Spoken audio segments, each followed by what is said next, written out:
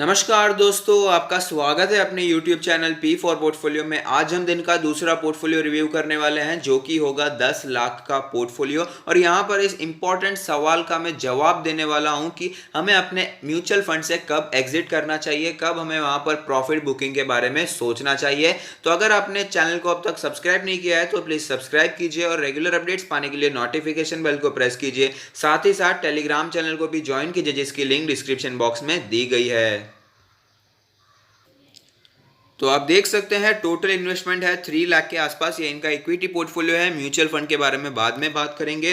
Change देखने को मिला है 8% का पॉजिटिव चेंज। कौन से स्टॉक हैं? अबाउट इंडिया बाय प्राइस है आपकी 15,957, 3 क्वांटिटी ली है, 47,000 का इन्वेस्टमेंट, 3% का पॉजिटिव चेंज। अच्छा स्टॉक है, लॉन्ग टर्म के लिए होल्ड कीजिए। HUL 2000 पर आपने 5 क्वांटिटी बाय की, 10,000 का इन्वेस्टमेंट, 7% का प्रॉफिट। अच्छा स्टॉक है, लॉन्ग टर्म के लिए होल्ड किया जा सकता है।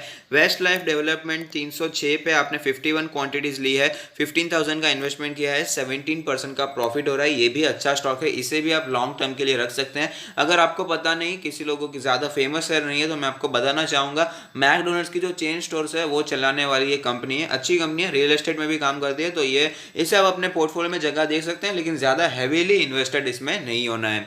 नेक्स्ट है HDFC AMC 2389 पर 7 क्वांटिटी, 16,000 का इन्वेस्टमेंट किया है, 2% का प्रॉफिट हो रहा है। लॉन्ग टर्म के लिए काफ़ी अच्छा शेयर है। बाटा इंडिया 1250 पर 13 शेयर है, 16,000 का इन्वेस्टमेंट, 1% का प्रॉफिट, लॉन्ग टर्म के लिए अच्छा है। सनॉफी इंडिया 7,700 का इन्वेस्टमेंट, 2 शेयर्स लिए हैं, 15,000 का इन्वेस्टमेंट किया है, 7% का प्रॉफिट हो रहा है, लॉन्ग टर्म के लिए अच्छा है। आरती इंडस्ट्री 872 पर 47 क्वांटिटी, 41,000 का इन्वेस्टमेंट, 20% का प्रॉफिट हो रहा है, लॉन्ग टर्म के लिए नो डाउट बहुत ही अच्छी कंपनी है। मुथूट फाइनेंस 1136 पर 30 क्वांटिटी, 34,000 का इन्वेस्टमेंट, 13% का प्रॉफिट, लॉन्ग टर्म के लिए अच्छा है। IGL 430 पर 96 क्वांटिटी, 41,000 का इन्वेस्टमेंट, 10% का आपको लॉस हो रहा है, लॉन्ग टर्म के लिए अच्छा है। आपको 10% का भी लॉस हो रहा है तो आप करंट मार्केट प्राइस पे थोड़ी सी क्वांटिटी ऐड भी कर सकते हैं। नेक्स्ट है पिडिलाइट इंडस्ट्री 1360 पर 22 क्वांटिटीज, 30,000 का इन्वेस्टमेंट, 1% का लॉस हो रहा है, लेकिन लॉन्ग टर्म के लिए अच्छा है। दीपक नाइट्रेट 481 पर 72 क्वांटिटीज, 34,000 का इन्वेस्टमेंट किया है, 31% का प्रॉफिट हो रहा है, लॉन्ग टर्म के लिए काफ़ी अच्छा स्टॉक है। यहाँ पर आपने कुछ कमेंट्स किए हैं। Dear sir, I am new to stock market and started since May 2020 and for 2 months and want to hold this stocks for long term view.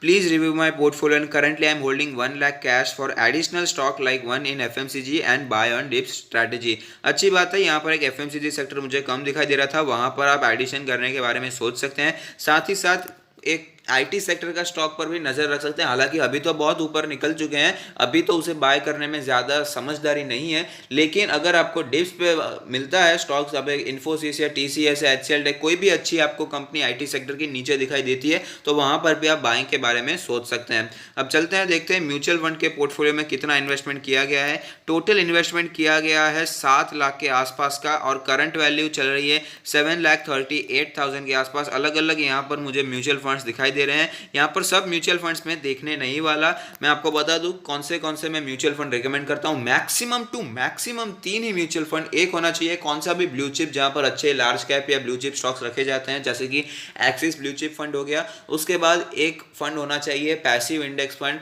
यानी कि निफ्टी 50 इंडेक्स फंड में इन्वेस्ट कर सकते हैं, क्योंकि निफ्टी 50 हमेशा कोशिश करेगा कि वो ऊपर ही रहे। NSE हमेशा कोशिश करता है कि निफ्टी 50 को कैसे भी करके ऊपर ही रखा जाए। हमने देखा भी रिलायंस में वेटेज बढ़ा दिया गया है, और रिलायंस में तो आपको पता ही है कैसी कैसी न्यूज़ आ रही है कि हमें तेज़ी ही देखने को मिलती जा रही है। तो निफ्टी 50 ऐसे ऊपर ही जाता है, तो उसे बाय ऑन डिप्स करना है। निफ्टी 50 के इंडेक्स में कभी भी हमें SIP नहीं करनी चाहिए, जब भी गिरावट देखने को मिले तभी उसमें बाय करना चाहिए। नेक्स्ट एक रेकमेंड करता हूँ कोई भी ऐसा एक फंड जहाँ पर आप इंटरनेशनल स्टॉक्स में इन्वेस्ट कर पाए, US के स्टॉक्स में इन्वेस्ट कर पाए। जैसे कि पर्सनली मुझे ICICI prudential US blue chip fund equity fund काफ़ी पसंद आता है। तो यहाँ पर आपने स्मॉल कैप में इन्वेस्ट किया, स्मॉल कैप और सेक्टरल फंड में भी इन्वेस्ट किया, तो जनरली वो मैं रेकमेंड नहीं करता। स्मॉल कैप पसंद है तो स्मॉल कैप स्टॉक्स में इन्वेस्ट करिए, डायरेक्टली इन्वेस्ट करिए।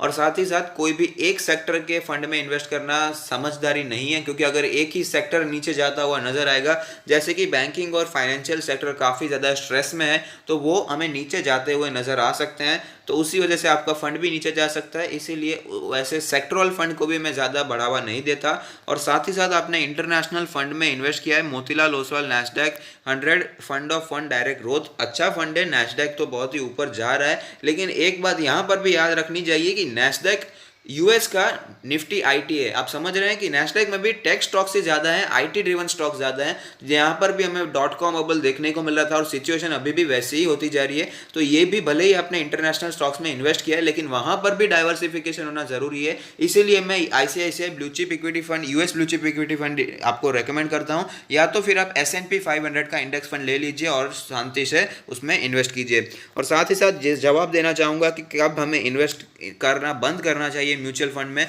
कब हमें यहाँ पर प्रॉफिट बुकिंग करनी चाहिए, कब एग्जिट करना चाहिए, तो उसका सीधा सीधा जवाब है जब आप तैयार होते हैं स्टॉक्स में डायरेक्टली इन्वेस्ट करने के लिए। स्टॉक्स में डायरेक्टली इन्वेस्ट करने के लिए सिर्फ पैसों की जरूरत नहीं होती, हमारी मेंटालिटी भी सुधरनी चाहिए, हमारी साइकोलॉजी हमें सुधरनी चाहिए, मार्केट की साइकोलॉजी के मुताबिक हमें काम करना चाहिए। जब मार्केट में फियर हो तब हमें यहाँ पर बाइंग के बारे में सोचना चाहिए, और जब ग्रीड हो तब हमें सेलिंग के बारे में सोचना चाहिए। मार्केट के अप्स एंड डाउन्स, मार्केट को कैसे मैनिपुलेट किया जाता है, ये जब आप खुद समझ जाते हैं, कौन से स्टॉक में सिलेक्शन करना चाहिए, कब बाय करना चाहिए, ये जब आप समझ जाते हैं, जब तैयार हो जाते हैं, तभी हमें म्यूचुअल फंड से एग्जिट कर देना चाहिए और डायरेक्टली स्टॉक्स में ही इन्वेस्ट करना चाहिए। क्योंकि ये तो एक ट्रूथ है कि हमें म्यूचुअल फंड से ज़्यादा ही इन्वेस्टमेंट देखने को मिलेगा पर्टिकुलर ब्लू चिप स्टॉक में। तो अगर आपको ये पोर्टफोलियो रिव्यू पसंद आता है तो लाइक कीजिए, शेयर कीजिए, कमेंट कीजिए, सब्सक्राइब कीजिए और मुझे मोटिवेट कीजिए। Thank you, stay happy, happy investing.